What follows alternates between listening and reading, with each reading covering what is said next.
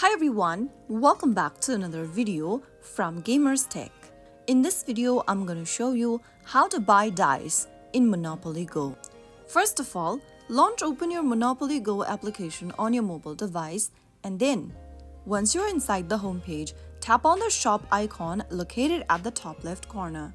Now inside the shop page, you can browse through the available items and choose the dice from the options provided. Inside the Rules tab, you will be able to see the dice option. Go ahead and select one of the dice option and then tap on the little green button. Now go ahead and sign in with your Apple ID or your login credentials and then use your preferred payment method like credit cards or other available payment options. And then once you complete your purchase, the dice will be added to your game inventory. So that is the easiest way you can buy dice in Monopoly Go.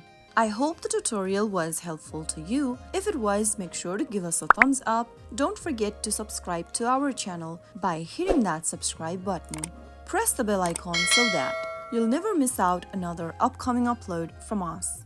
I will be back again in the next episode. Thanks for watching.